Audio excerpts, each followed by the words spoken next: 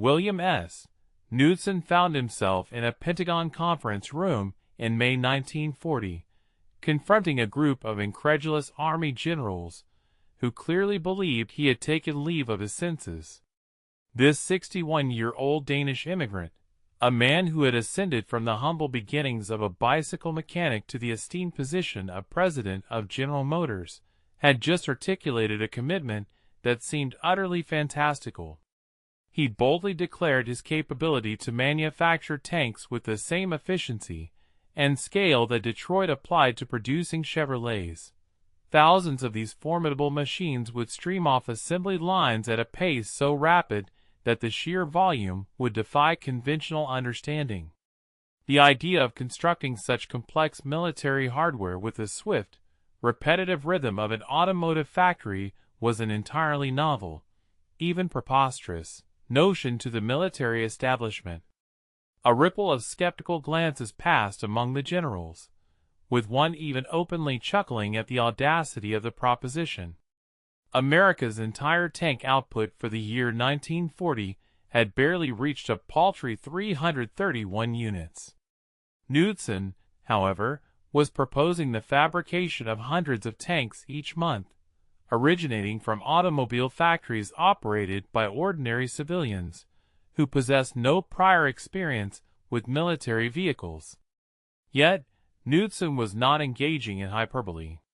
He had dedicated 3 decades to mastering a methodology that the military had never contemplated applying to the arena of warfare, the groundbreaking production philosophy pioneered by Henry Ford. This approach, centered on high-volume, standardized manufacturing, was a stark contrast to the bespoke methods traditionally employed for military equipment. While European nations meticulously crafted tanks in a manner akin to medieval artisans forging swords, creating each unit as a unique, labor-intensive masterpiece, Knudsen perceived these complex machines as merely another consumer product ripe for mass industrialization. The foundational principles of the Model T had instilled in him the understanding that inherent complexity could be systematically dismantled by breaking it down into simple, perpetually repeatable stages. A tank, in his view, was not some mystical implement of war. It was an aggregation of steel, rivets, an engine, and tracks. If American industry could successfully produce 15,000 automobiles daily across the nation, then constructing 500 tanks presented a readily achievable objective. The mathematical calculation was straightforward and compelling. The practical execution, however, promised to be an arduous ordeal, fraught with unprecedented challenges and requiring a complete paradigm shift in manufacturing thought. Stay with us and watch the end of the video. We will be grateful for your like and subscription. Write a comment about where you are from and what you think about the video topic. The Army's Ordnance Department harbored a profound disdain for every facet of this radical concept. Their engineers had invested countless decades perfecting tanks through a process characterized by small batch, custom manufacturing. Each M2 medium tank, for instance, necessitated the meticulous efforts of highly skilled machinists, working from intricate blueprints, hand-fitting individual components, and treating every single vehicle as an unparalleled creation. Production consequently lagged because such artisanal craftsmanship inherently demanded significant time. Knudsen's unconventional proposal was perceived as a direct affront to that deeply ingrained philosophy. He sought to systematically de-skill the entire manufacturing process, segmenting it into incredibly simple, idiot-proof steps, thereby enabling the employment of virtually anyone off the street to churn out identical machines. To the ordnance officers, this was not a pathway to efficiency. It was an act of industrial barbarism. One particularly vocal colonel derided it, calling it, "The automotive industry's arrogance thinking war is just another product line." Knudsen, however, had encountered far more severe criticisms throughout his distinguished career. As far back as 1913, Henry Ford's formidable competitors had voiced identical sentiments regarding the introduction of assembly lines for automobiles. Ford, through his relentless innovation, subsequently eclipsed them all. Now, Knudsen was staking America's very survival on the daring application of that same uncompromising industrial logic to the production of armored vehicles. He had already undertaken the requisite preliminary calculations. Detroit possessed a staggering 4.5 million square feet of dormant factory space, a direct consequence of the recent economic depression. The essential machine tools were already in existence. A vast workforce remained unemployed and desperately eager for work. The only missing ingredients were official authorization and a tank design sufficiently simplified for mass production. When the specifications for Britain's new M3 medium tank arrived in July 1940, Knudsen immediately recognized a pivotal opportunity. The Army's initial request was for 1,000 units. Quietly, he instructed his engineering teams to prepare for a vastly larger order of 10,000. President Roosevelt granted him the necessary authority on May 28, 1940, establishing the National Defense Advisory Commission and appointing Knudsen as its Director of Industrial Production. He accepted this monumental responsibility without a salary and without official military rank, yet with virtually unlimited power to reorient American manufacturing for the impending conflict.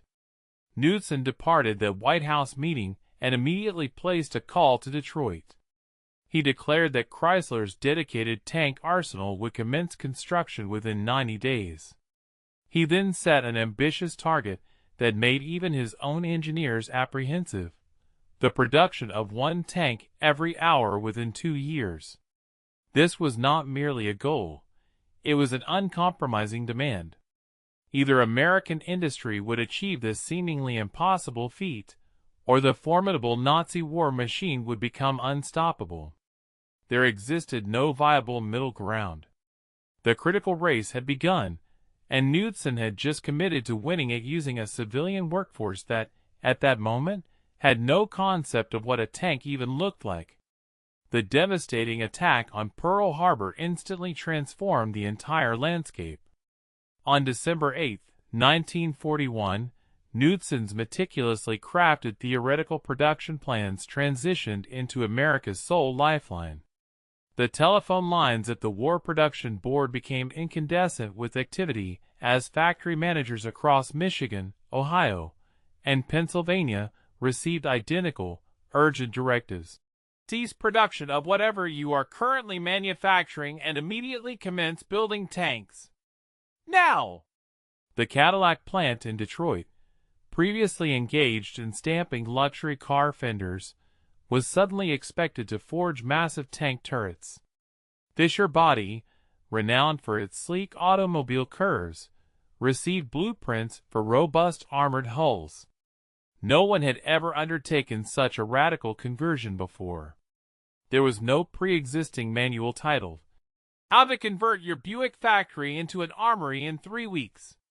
They were, quite literally, inventing the entire process as they went along, under immense pressure, and with the fate of the nation hanging in the balance. While formidable German panzers relentlessly advanced across the desolate landscapes of North Africa, and Soviet T-34s tragically succumbed to flames in the Ukrainian fields, the initial chaos at the Chrysler Tank Arsenal in Warren, Michigan, during January 1942, resembled less a model of precision manufacturing and more a state of meticulously managed panic. Workers arrived at buildings where the concrete on the factory floor was still in the process of curing. The envisioned assembly line existed solely as chalk marks scrawled upon the bare ground. Crates containing tank components arrived before anyone had determined appropriate storage locations, resulting in their haphazard accumulation in parking lots, covered by tarpaulins. Forklifts navigated precariously amidst construction crews, who were still in the process of installing overhead cranes. The very first M3 Lee medium tanks assembled there in April 1942 were essentially hand-built, each vehicle requiring 2 arduous weeks to complete, a pace even slower than the craftsman-centric approach Knudsen had pledged to supersede. Engineers frequently stationed themselves directly on the factory floor, literally revising blueprints in real time as they discovered that tolerances which proved effective in prototypes failed catastrophically at mass production scale. Training the burgeoning workforce became an unanticipated nightmare. While a physical building could be re-equipped in a matter of months, the challenge lay in transforming a recently laid-off restaurant cook into an individual capable of welding armor plate that absolutely had to withstand armor-piercing rounds. The traditional approach, apprenticeship spanning multiple years, was an utterly impossible luxury. Knudsen's training director, a former Ford efficiency expert named Carl Bailey, devised a radical and innovative solution. They precisely dissected welding into exactly 17 specific techniques indispensable for tank production. Nothing more. A new recruit was not taught to become a master welder. Instead, they learned to execute one perfect weld in one specific location, repeatedly, for 10 hours a day. It was the assembly line philosophy rigorously applied to human beings. Critics derided it as dehumanizing. Bailey, however, adamantly maintained that it was the only conceivable method to construct 1,000 tanks a month with workers who, just 3 weeks prior, had never even held a welding torch. The persistent material bottlenecks nearly choked off production before it could even properly commence. Armor plate emerged as the most critical constraint.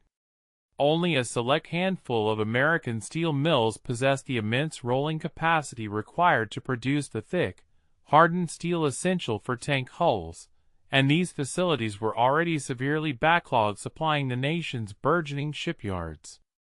In February 1942, Knudsen personally journeyed to Bethlehem Steel's sprawling plant in Pennsylvania and extended an offer that the CO found impossible to decline: substantial government financing for the construction of an entirely new plate mill that would triple their output, but with the strict condition that they deliver the inaugural run of armor plate to Detroit within an unprecedented 90 days.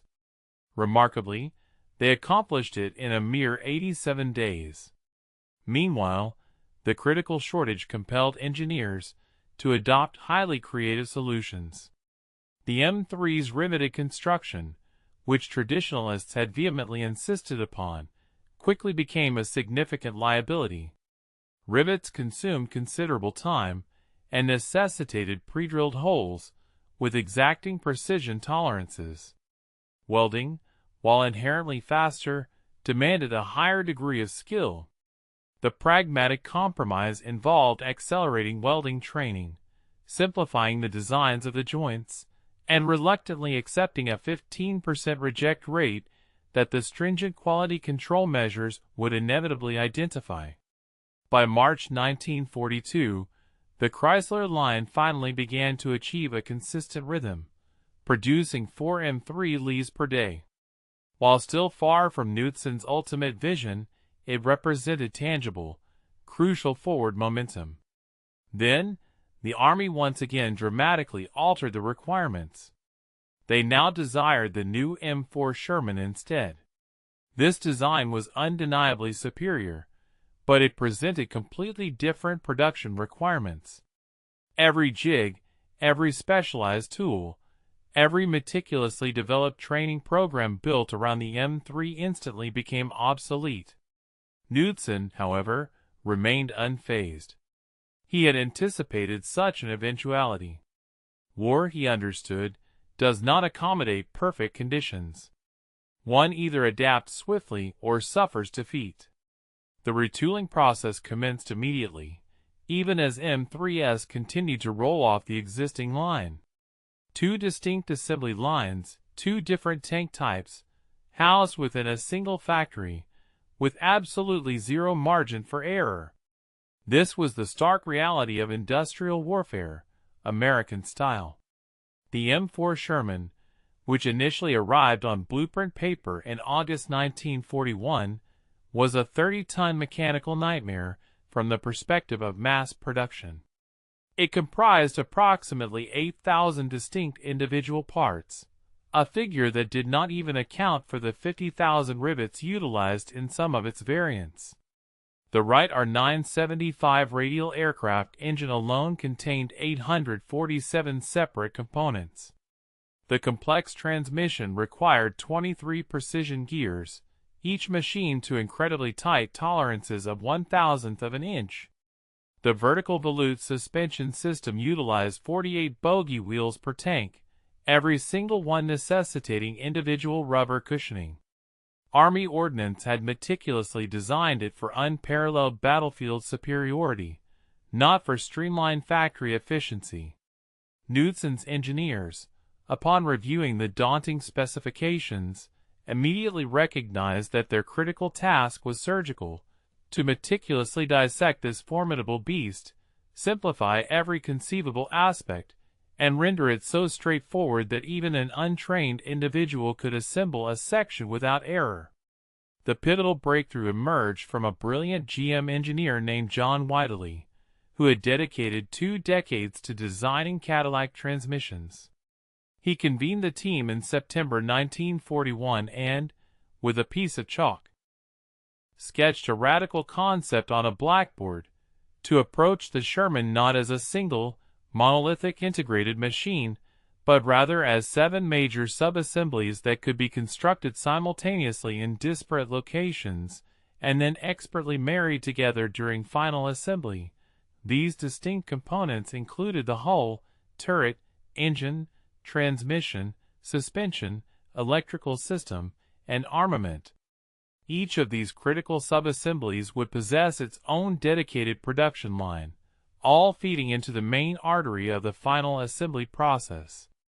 The intricate process of constructing the M4 Sherman medium tank involved a profound dissection of its assembly into highly specialized operations. The core structure, the hull itself, was meticulously segmented into 22 distinct workstations, each dedicated to a singular, precise function. For instance, Station 7 was exclusively tasked with securing the transmission mounting brackets, while Station 14 focused solely on the critical welding of the bow gunner's hatch. This was far beyond conventional vehicle manufacturing. It had evolved into a precisely orchestrated industrial ballet, where approximately 300 laborers each executed their individual movements with impeccable timing and flawless coordination, contributing to a seamless flow of production. Ford's legendary River Rouge plant elevated this manufacturing philosophy to unprecedented levels through its radical adoption of vertical integration. Observing Henry Ford's pioneering model where raw iron ore entered one end of a facility and emerged as completed automobiles at the other, the team now sought to apply this holistic approach to the production of armored vehicles. At the sprawling Rouge complex, raw steel would arrive at its own blast furnaces, subsequently be transformed into robust armor plate within its dedicated rolling mill, precisely cut to specifications in the stamping facility, and then expertly welded into hulls in Building B. These hulls would then be seamlessly joined with engines from Building C, culminating in finished tanks rolling off the assembly line a mere 48 hours after the initial steel had been molten. Remarkably, every single component of the Sherman, with the sole exception of its main armament, was fabricated entirely on-site. This unparalleled integration meant that should a design flaw manifest, it could be rectified within the steel mill, and the corrected version would be visible on finished tanks within just 2 days, a stark contrast to the weeks-long delays typically incurred when relying on external suppliers. The pursuit of velocity was not merely about rapid movement. It was fundamentally about systematically eradicating every potential impediment within the entire supply chain. However, the tank's turret presented a particularly formidable set of engineering and manufacturing challenges. Initial designs mandated a colossal casting, a single, monolithic piece of formed steel that tipped the scales at an imposing 3 tons. Only a handful of specialized foundries across the United States possessed the capacity to pour castings of such immense size, and even then, the rejection rate was alarmingly high. Nearly 40% of these massive turret castings failed stringent quality inspections, primarily due to the presence of internal air pockets or the development of stress-induced cracking during the crucial cooling phase. Each such failure represented not only the wasteful remelting of several tons of valuable steel, but also an infuriating 2-week setback in the production schedule, severely impacting output. Stay with us and watch the end of the video. We will be grateful for your like and subscription. Write a comment about where you are from and what you think about the video topic. Pacific Car and Foundry, located in Seattle, ultimately devised an ingenious solution by pioneering a welded turret design. This innovative approach utilized multiple flat plates, meticulously joined together, rather than relying on a single, complex casting. While this welded construction resulted in a slightly heavier and perhaps less aesthetically refined turret, a characteristic that initially drew disdain from some ordnance officers who value traditional casting principles, its operational effectiveness was undeniable. More crucially, its adoption dramatically boosted the production yield to an impressive 94%. Despite initial objections from the Army, Knudsen immediately sanctioned this design alteration, adhering to his unwavering standard.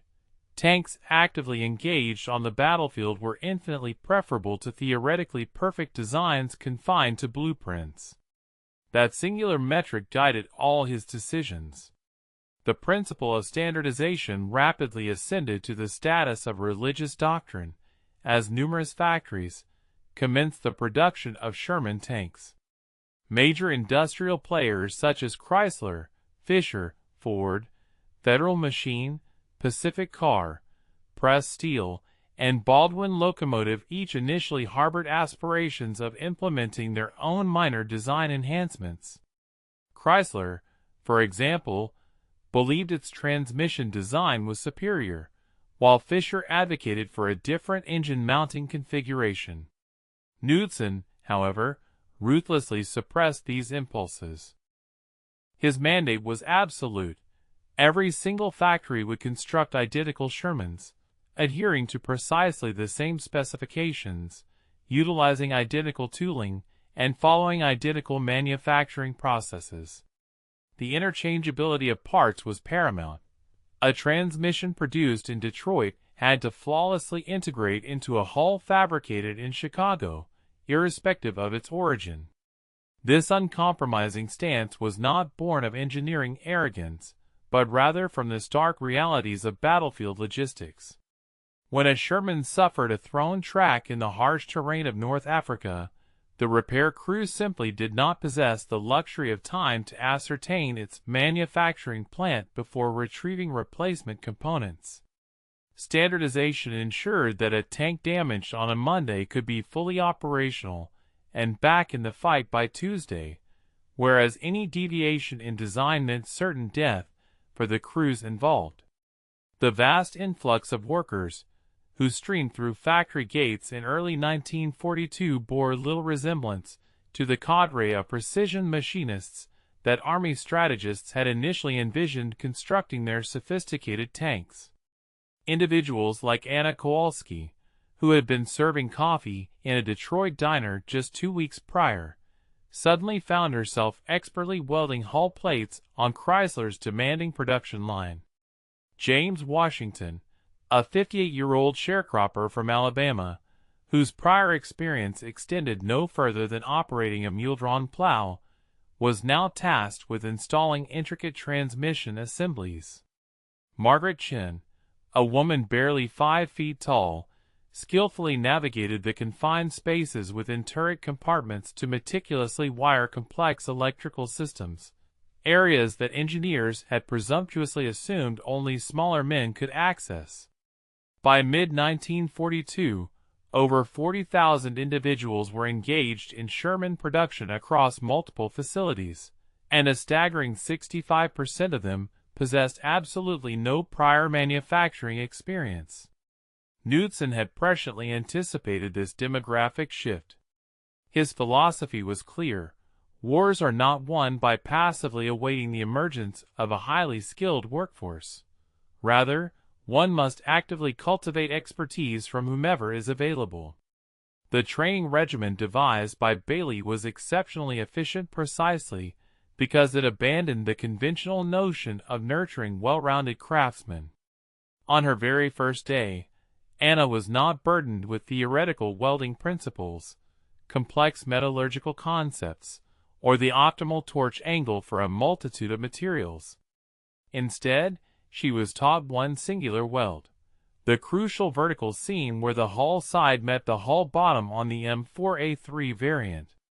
That was the entirety of her initial instruction. Her mentor, a veteran pipeline welder from Texas, dedicated 4 intensive hours to demonstrating the exact torch distance, the precise feed rate, and the specific motion pattern required.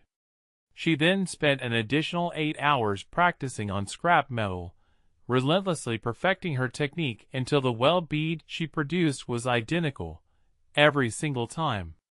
By the third day, Anna was seamlessly integrated into the production line, performing that exact weld dozens of times per shift. Station 23 became her complete operational universe. Through this hyper-specialization, she achieved such mastery over that specific weld that her reject rate plummeted to under 2%, a performance superior to many workers with a decade of generalized welding experience. Despite the remarkable speed of training, this accelerated approach inevitably spawned significant quality control challenges that very nearly derailed the entire production effort. In March 1942, a consignment of 47 Sherman tanks failed rigorous Army acceptance tests because the internal welds on their ammunition racks were found to be substandard.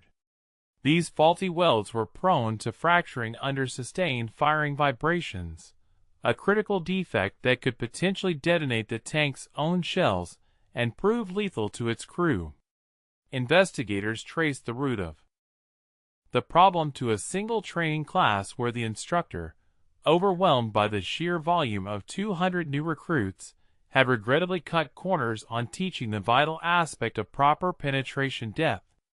Consequently, these newly trained workers had been consistently producing defective welds for a full 2 weeks before the issue was identified. Every tank they had touched had to be immediately recalled, systematically disassembled, rewelded, and then meticulously reinspected. This substantial delay alone cost the production effort 11 precious days. Knudsen's resolute response was not to curtail the speed of training, but rather to significantly augment the number of inspection stations. Every 7th Sherman tank was subjected to a complete disassembly by dedicated quality control teams, who meticulously examined every weld, every bolt, and every tolerance. This process was undeniably brutal and inherently wasteful, yet it proved indispensable in identifying and rectifying critical problems before any tanks could be deployed to the battlefields. The factories operated an unrelenting schedule of 3 shifts, 24 hours a day, 7 days a week. The night shift, spanning from 11 p.m. to 7 a.m., was universally acknowledged as the most arduous. Workers colloquially referred to it as the zombie shift, because the human body simply never fully adjusted to its unnatural rhythm. Every biological instinct screamed for sleep during these hours. Predictably, productivity on night shifts experienced a 15% decline, and the incidence of workplace injuries doubled. Dorothy Martinez, diligently working the turret assembly line at Fisher Body, inadvertently fell asleep while standing upright at 3 a.m., her hand drifting into a moving conveyor belt. She tragically lost 2 fingers as a result. The factory, however, did not pause. Her station was promptly filled within 20 minutes by a versatile floater worker, specifically trained for such contingencies. Dorothy herself returned to a different station nearly 3 weeks later, as the loss of fingers did not constitute a disqualification. Only the absence of entire hands would have rendered a worker unfit for duty. This stark, cold calculus of wartime production dictated that every individual capable of contributing, regardless of personal sacrifice, was expected to do so. The massive workforce, many of whom had relocated from various corners of America in pursuit of lucrative defense jobs, transformed the factories into unique, self-contained communities. These individuals, in essence, lived within the plant complexes. Chrysler, for instance, constructed on-site dormitories capable of housing 3,000 workers. The factory cafeteria alone served an astonishing 15,000 meals daily across all shifts. A barber shop, a fully equipped medical clinic, and even a small post office operated autonomously within the expansive factory grounds. Children attended daycare in converted storage buildings, while their mothers, just 200 feet away, were busy welding thick armor plate. The demarcation between civilian life and dedicated war production became utterly blurred. Workers ate where they toiled, slept in close proximity to their workplaces, and their closest companions were invariably the individuals who shared their production station. When the public address system announced triumphant Allied victories in North Africa during lunch breaks, the resounding cheers reverberated off the steel rafters, as everyone understood that it was their tanks, their collective effort, that were securing those crucial successes. Each Sherman tank rolling off the line carried within its steel shell a fragment of 40,000 individual stories, the vast majority of which would forever remain untold. April 12, 1943, marked the pivotal moment when Knudsen's seemingly impossible promise metamorphosed into tangible reality. At the Grand Blanc Tank Arsenal, an immense industrial complex sprawling across 113 acres of what was once tranquil Michigan farmland, Sherman No. 1000 emerged from the production line at precisely 2:47 p.m., a mere 55 minutes after Sherman 999. The plant had finally achieved the rhythmic output Knudsen had envisioned 3 years prior, a vision that had initially been met with skepticism and even derision from high-ranking generals. A complete M4A3 Sherman medium tank, fully assembled, every system rigorously tested, and unequivocally ready for combat, was now rolling out a final inspection every 55 to 60 minutes, hour after hour, shift after relentless shift. To put this astounding achievement into perspective, the Germans, across their entire industrial capacity, were producing approximately 500 tanks per month. Grand Blanc alone was matching that formidable number, and it was by no means the sole factory dedicated to Sherman production. To traverse the Grand Blanc assembly line during its zenith of production was to experience something akin to witnessing an industrial ballet, albeit one choreographed by a brilliant, perhaps even mad genius. The primary assembly line itself stretched for nearly half a mile.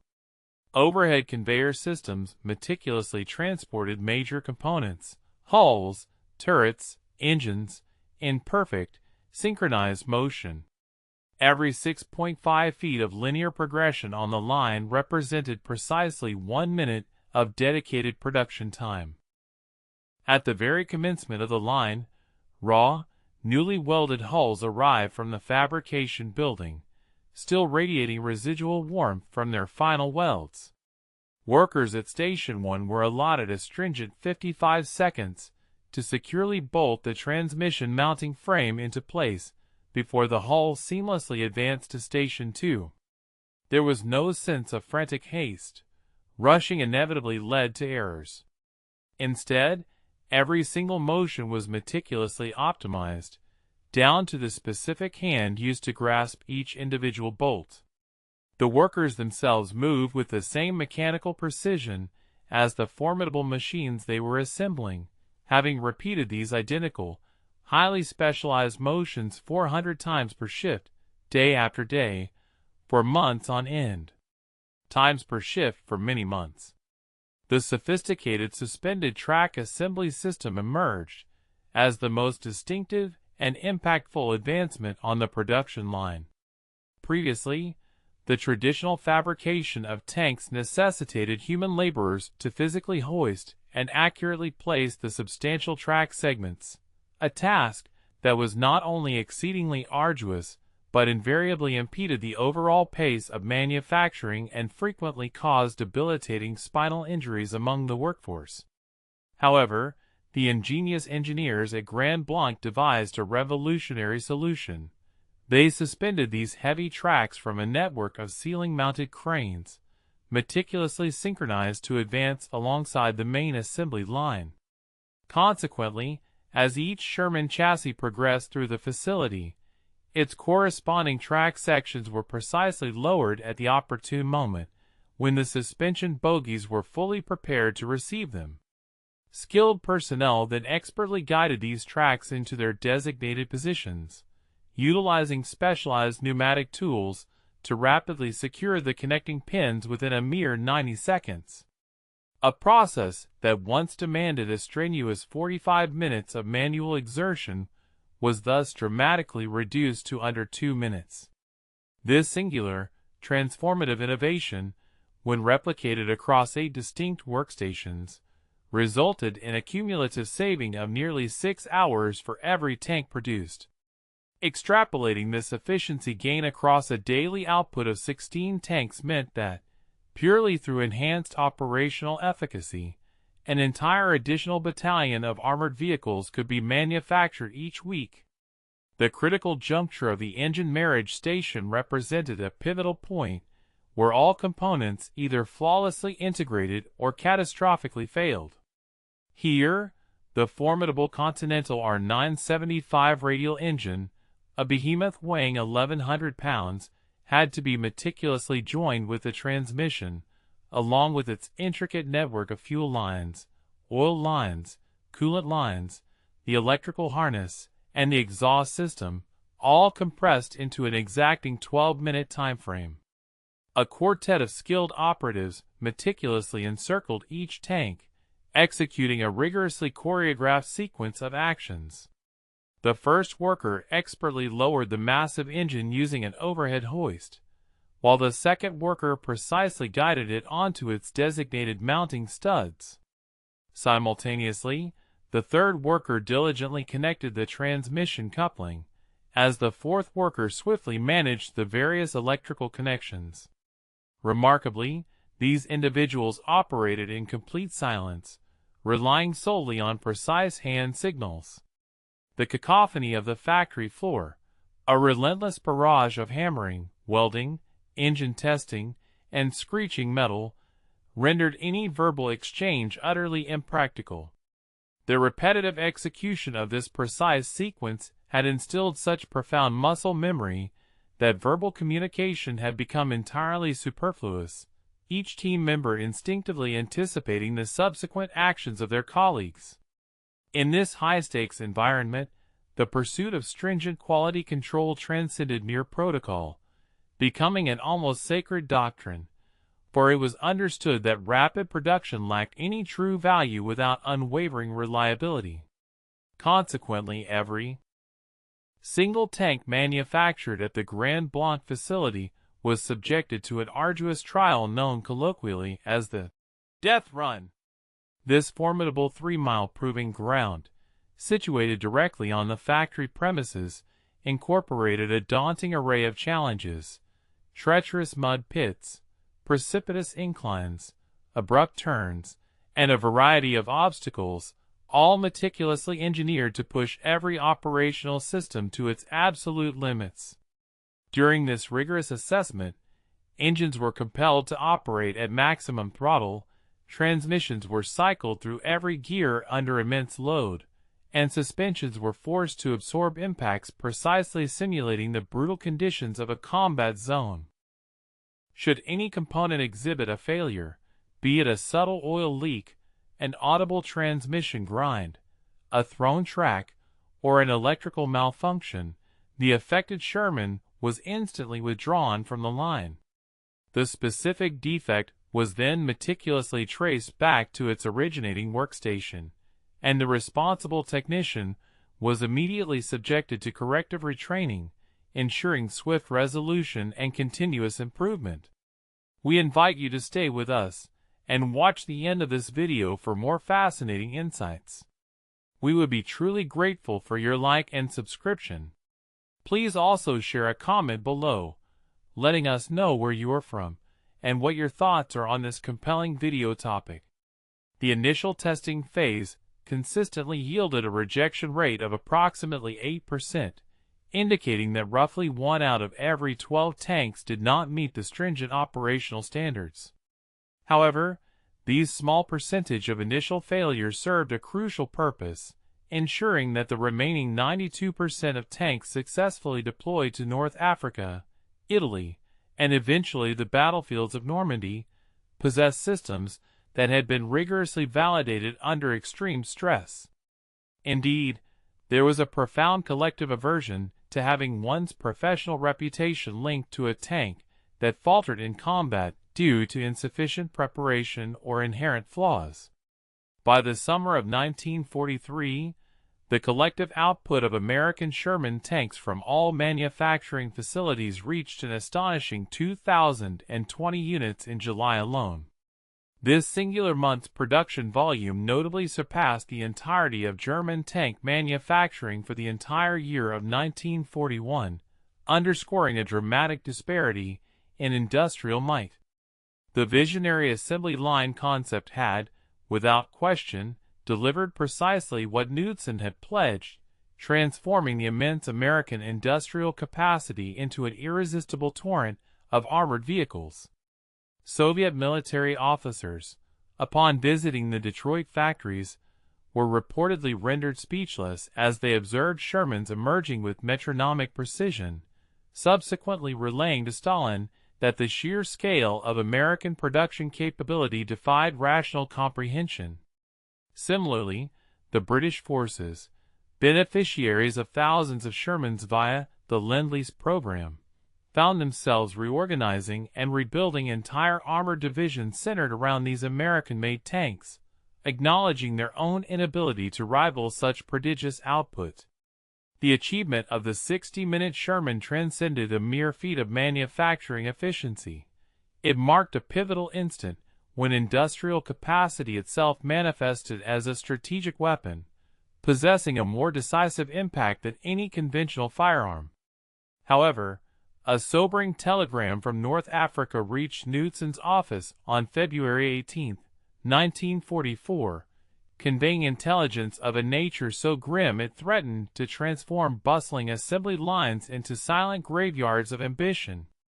Reports from American tank crews detailed widespread and catastrophic failures encountered during engagements with formidable German Panthers and Tigers. Sherman tanks were frequently igniting and burning fiercely after sustaining just a single hit, their comparatively thin armor proving woefully inadequate against enemy ordnance. Tragically, crews were often incinerated within these vehicles, which soldiers grimly nicknamed Ronsons, a macabre reference to the cigarette lighter advertised to ignite on the very first strike. Furthermore, the standard 75mm main gun proved incapable of penetrating German frontal armor at distances beyond 500 yards, compelling Sherman crews to advance into perilously close, almost suicidal, engagement ranges. Disturbingly, there were instances of crews refusing to operate the tanks, with some units even reporting an alarming rise in desertion rates, reflecting the profound morale crisis.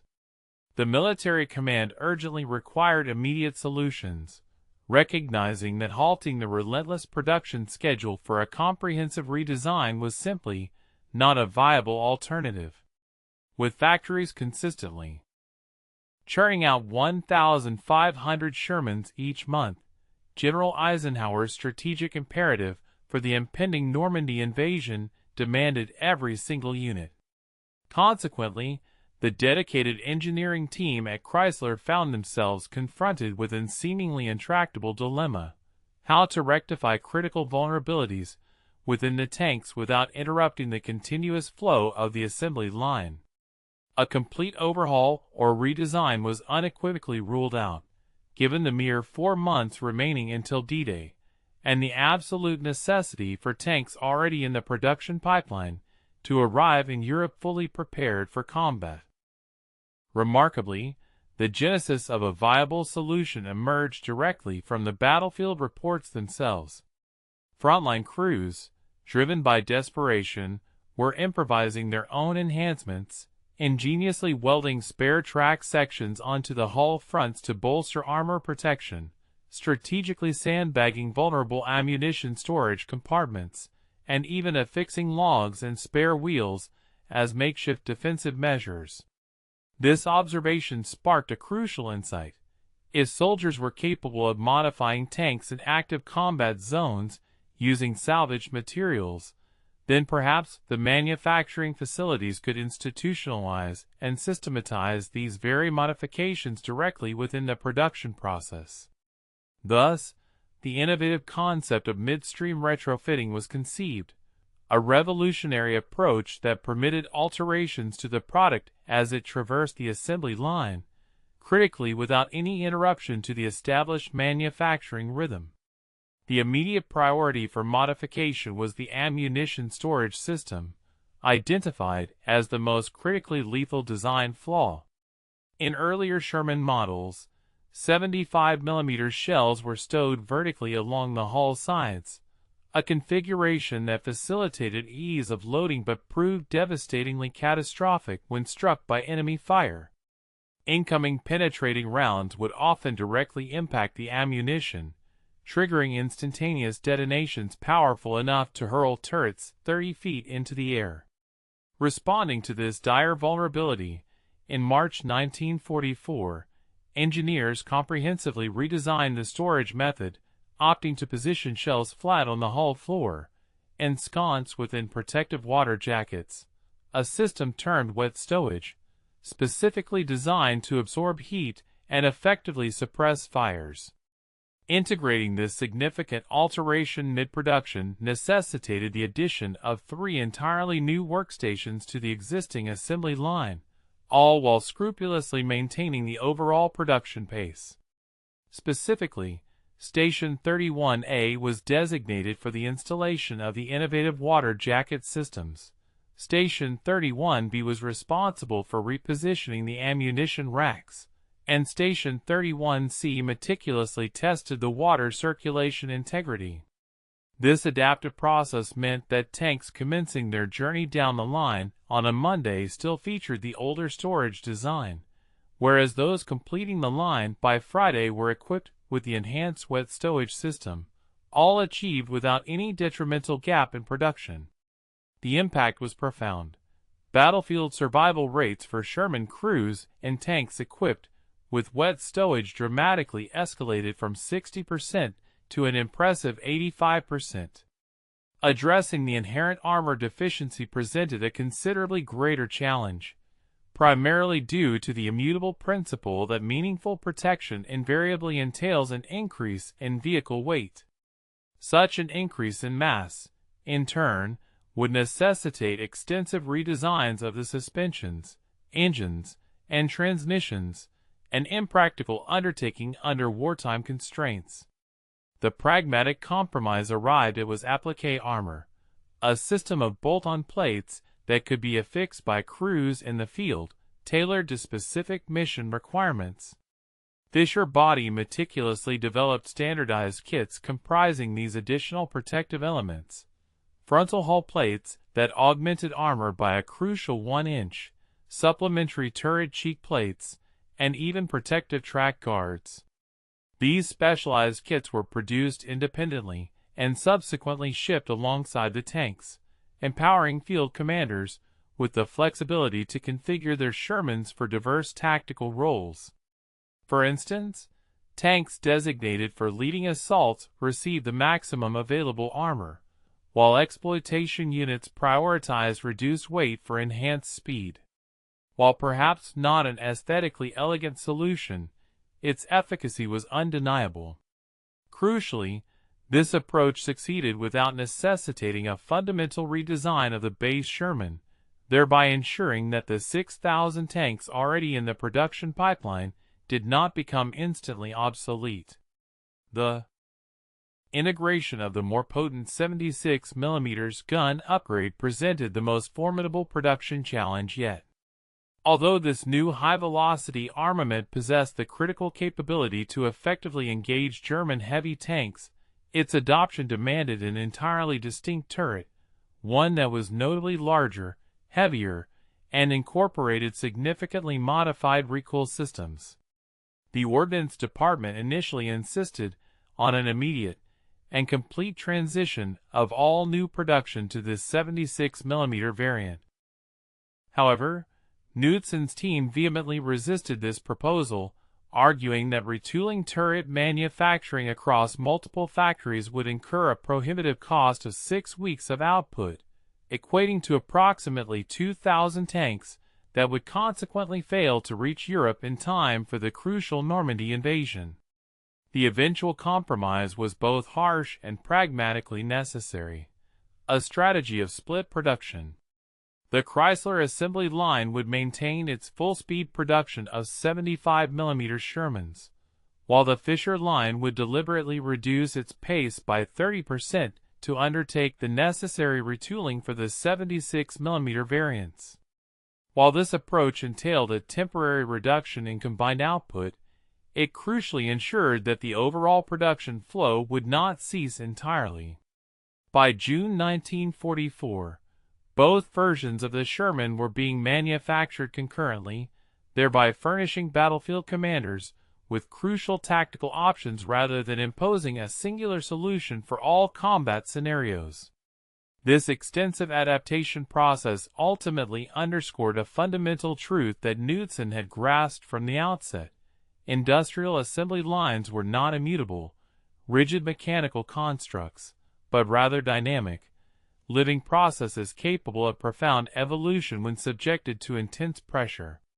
A more conventional military procurement approach would undoubtedly have mandated a complete cessation of production, an insistence on absolute perfection, and the consequent delivery of an ultimate tank perhaps 2 years too late for the conflict's critical junctures.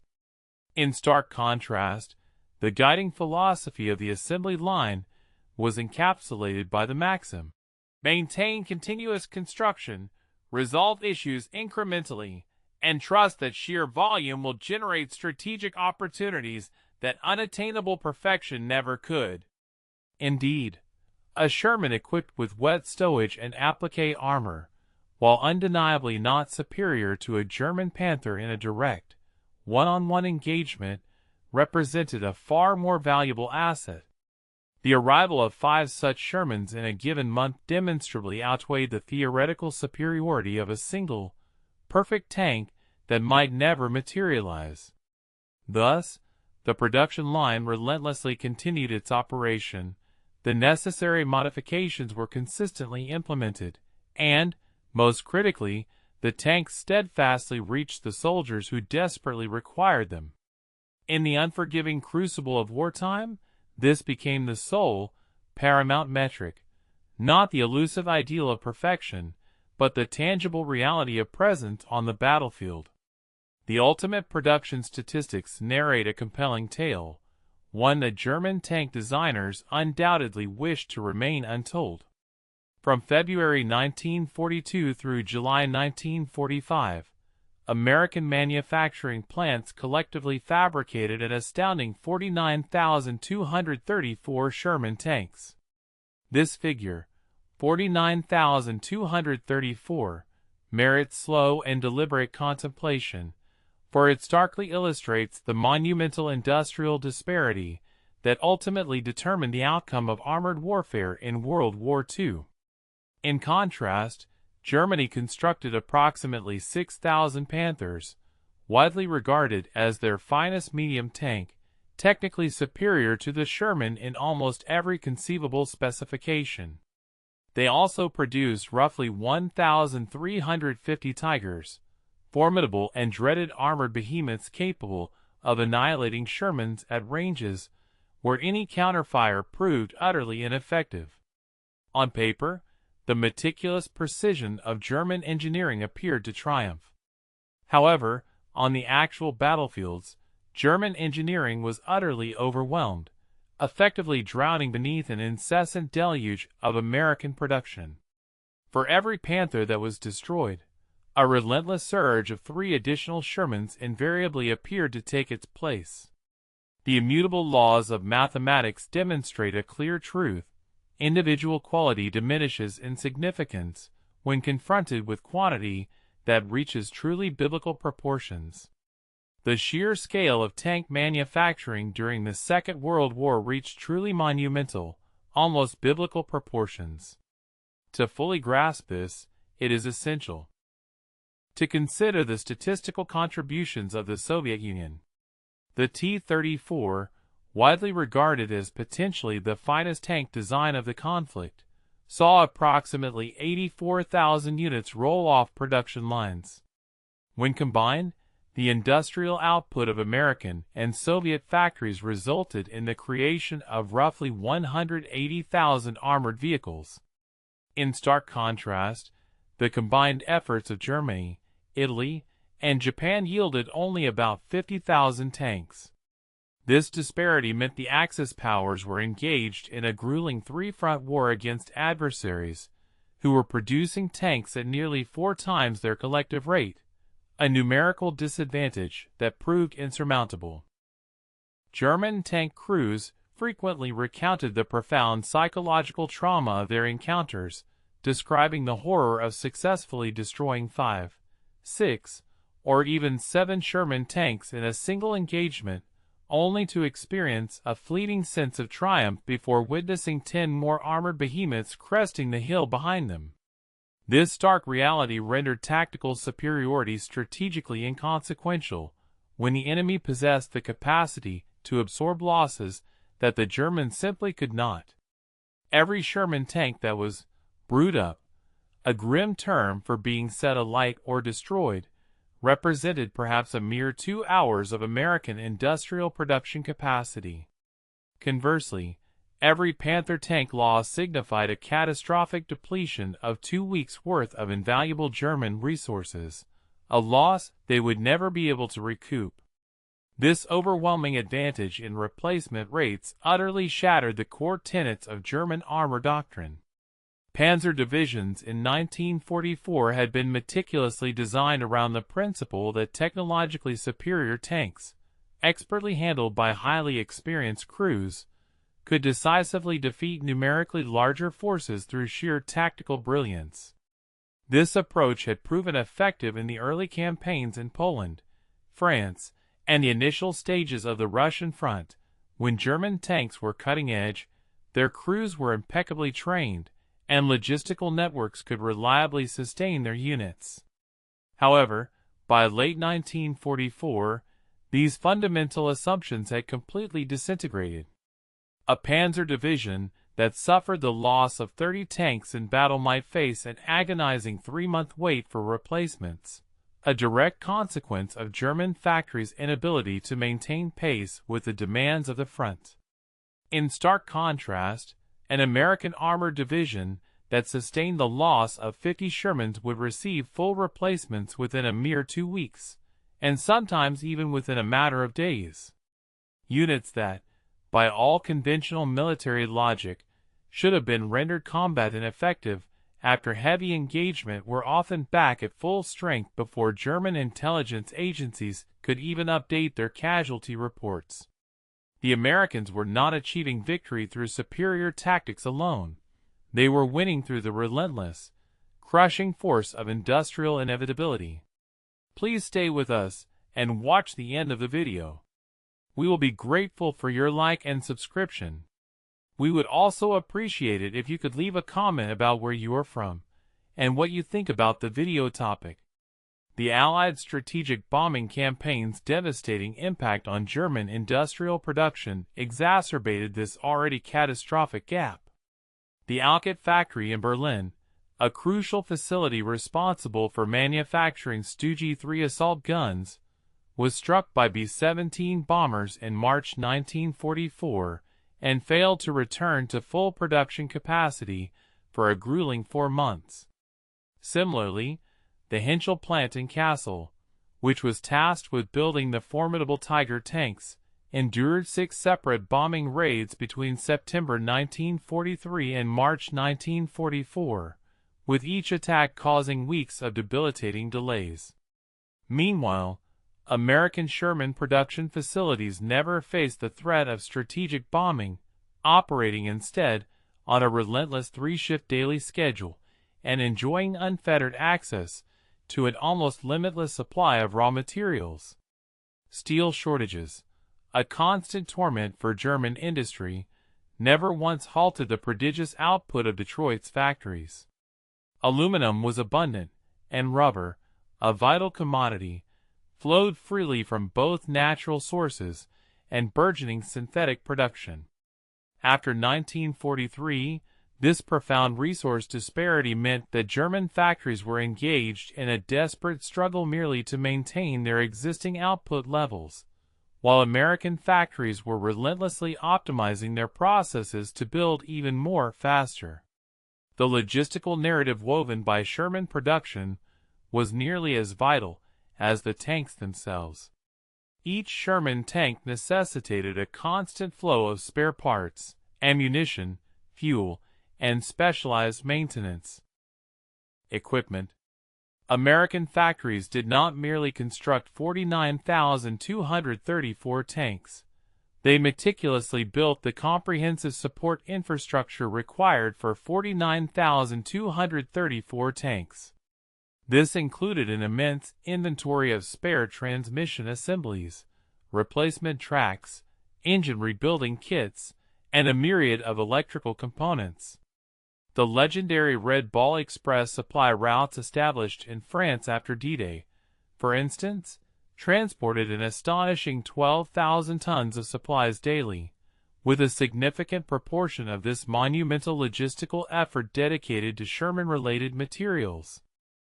In stark contrast, German units frequently found themselves forced to abandon otherwise reparable Panther tanks simply because they lacked the necessary spare parts or the heavy recovery vehicles required to retrieve them. American maintenance battalions, leveraging the inherent standardization of parts, could rebuild a damaged Sherman using interchangeable components from any factory, often returning tanks to active service within a remarkable 72 hours. The assembly line's foundational emphasis on interchangeable parts meant that the entire logistical system operated with an efficiency akin to the assembly line itself. The tank crews themselves became an integral part of this overwhelming quantity advantage. Training a Panzer crew by 1944 had become a 6-month ordeal, primarily due to Germany's severe scarcity of fuel for extensive practice exercises. Experienced instructors were perishing on the battlefield at a rate faster than they could be replaced, and every tank allocated for training represented one less vital tank on the front lines.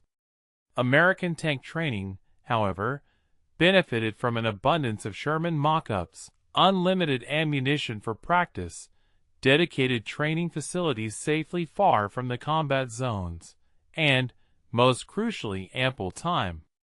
A crew could undergo 4 months of intensive training stateside, then arrive in Europe to receive a brand new Sherman that had literally rolled off the production line the very week they shipped out.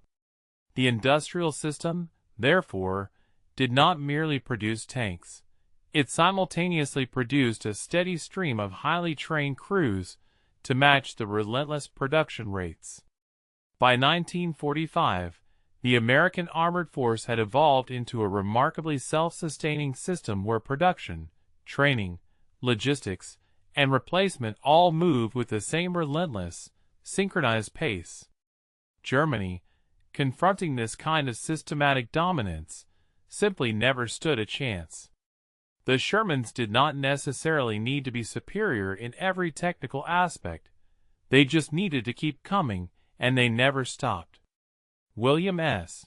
Knudsen passed away on April 27, 1948, in Detroit, largely in relative obscurity. There was no state funeral, no grand memorial erected on the National Mall in his honor. The New York Times dedicated a mere 4 paragraphs to his passing on page 23. Most Americans, whether they had driven Chevrolets or served in Sherman tanks, had no idea who he was. Yet, this was the man who had received a unique and unprecedented honor in American history. President Roosevelt commissioned him directly from civilian life to the rank of lieutenant general in January 1942, making him the only individual ever to bypass every single rank from private to 3-star general. He wore the military uniform for 3 years, never commanded troops in battle, never fired a single shot in combat, and yet arguably did more to secure victory in World War II than most battlefield commanders. General Eisenhower himself later stated that Knudsen's contribution was as critically important as that of any general. However, history largely relegated him to footnotes, while celebrating the tank commanders who valiantly drove the vehicles his ingenious system had created. The assembly line doctrine that Knudsen so perfectly honed did not perish with him. Instead, it metastasized, permeating every corner of military production. The colossal B-24 Liberator bomber production facility at Willow Run adopted Sherman assembly principles, eventually achieving an astonishing output of 1 bomber per hour. The Liberty Ship program, another marvel of wartime industry, constructed vital cargo vessels in a mere 42 days, utilizing modular construction methods directly copied from tank production techniques. In the post-war era, the Pentagon permanently embedded civilian production experts into its military procurement processes. The concept of America as the arsenal of democracy was no longer merely poetic language. It became official doctrine. The United States would never again rely on slow, bespoke military contractors. Hand-building weapons. Everything from massive aircraft carriers to individual artillery shells would be meticulously designed for mass production from their very inception. Future wars, it was understood, would be won not just on battlefields, but in the factories, long before soldiers fired the first shot. The Cold War defense industry became the ultimate testament to Knudsen's enduring legacy. When the Soviet Union emerged as the new formidable threat, American military planning unequivocally centered on leveraging its production advantage. The M48 Patton tank, the M113 armored personnel carrier, and the M16 rifle were all designed with manufacturability as a primary, non-negotiable requirement, not a mere afterthought. Defense contractors were compelled to demonstrate their capability to produce weapons at an immense scale, rather than merely building technically superior prototypes. This philosophy reached its zenith with the development of the M1 Abrams tank in the 1980s. The Lima Army Tank Plant in Ohio, constructed directly upon Sherman production principles, possessed the capacity to produce 120 Abrams tanks monthly, meaning a 60-ton main battle tank rolled off the line every 6 hours. While these numbers did not quite reach the dizzying heights of Sherman production, the underlying philosophy remained identical: to overwhelm the adversary through sheer production capacity, rather than relying solely on marginal technical superiority. The civilian production model's influence extended far beyond military hardware. It profoundly reshaped how America conceived of industrial mobilization. The 1950 Defense Production Act, which remains in effect to this day, granted the President sweeping authority to compel private companies to prioritize government contracts during national emergencies, precisely mirroring what Knudsen had accomplished informally in 1940–41.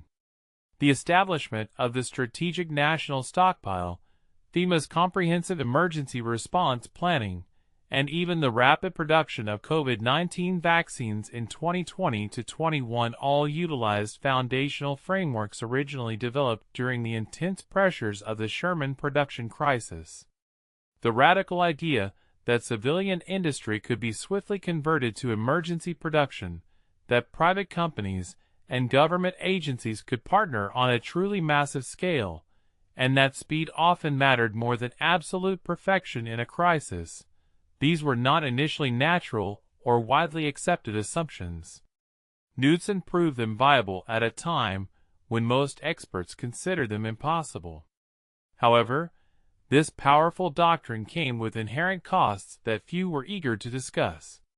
The assembly line philosophy, in its zealous prioritization of quantity, sometimes allowed quality to suffer, often with fatal consequences. Sherman crews tragically paid this price in North Africa and Normandy, burning inside tanks that were good enough to produce quickly, but demonstrably not good enough to protect them adequately. This institutional bias toward mass production occasionally led the American military to field equipment that was objectively inferior, simply because it could be built faster. The M14 rifle, the M551 Sheridan tank, and the Bradley fighting vehicle all emerged as products of a system that, at times, valued production speed over proven combat effectiveness. Knudsen's true genius lay in his acute recognition of situations where quantity unequivocally trumped quality. Yet, the very system he so brilliantly engineered sometimes applied that logic even in scenarios where superior quality should have been the decisive factor. A final, honest assessment demands uncomfortable introspection. Knudsen's assembly line doctrine undeniably won World War II. There is no serious historical debate on that point. The staggering 49,340 Shermans produced by a workforce that had never built tanks before, delivered by a system that, according to traditional military thought, should not have worked, utterly crushed Axis armor through sheer, overwhelming presence. Nevertheless, those same Shermans were objectively inferior to their German counterparts in crucial aspects such as armor protection, firepower, and crew survivability. American tankers, tragically, died in greater numbers because the production system prioritized getting adequate tanks to the battlefield quickly over developing perfect tanks for later deployment. Was that the right choice? From a strategic standpoint, history unequivocally says yes. The Allies emerged victorious. However, the brave men who perished in Ronsons might have wished for that conversation to be far more nuanced and complex. Knudsen, a figure whose monumental contributions often remain obscured in the annals of public memory, was the architect behind the colossal industrial engine that ultimately propelled the Allied forces to triumph in the global conflagration. He meticulously constructed the very machine that secured the war's decisive outcome, a testament to his extraordinary organizational prowess and strategic vision. However, a profound and enduring question continues to challenge historical consensus: whether the specific industrial infrastructure and production methodologies he implemented represented the most judicious or effective path forward. This critical inquiry, exploring the optimality of his choices and the potential for alternative strategies, still elicits considerable discussion and lacks a definitively comfortable resolution. What remains unequivocally clear is that no other private citizen in American history ever exerted such profound and far-reaching influence over the trajectory of military success, all while maintaining an astonishing degree of personal anonymity. This remarkable individual, a Danish immigrant, who arrived on American shores with a vision, had dared to pledge the seemingly unattainable, a rapid, unprecedented mobilization of industrial capacity, and, against all odds, he delivered precisely on that audacious promise. His ability to translate ambitious goals into tangible, large-scale production was unparalleled, fundamentally reshaping the nation's wartime capabilities. Despite his pivotal role in safeguarding global freedom, Knudsen subsequently receded from the public eye, his name largely consigned to the specialized footnotes of historical texts. The very world he had labored tirelessly to preserve, a world that benefited immeasurably from his singular genius, paradoxically allowed his profound legacy to fade into obscurity. This narrative, of an indispensable contributor whose monumental efforts are eventually overshadowed by the passage of time, perhaps encapsulates the most archetypal American story of the entire conflict, a tale of quiet, profound service, and the often unacknowledged individuals who shape destiny. Stay with us and watch the end of the video. We will be grateful for your like and subscription. Write a comment about where you are from and what you think about the video topic.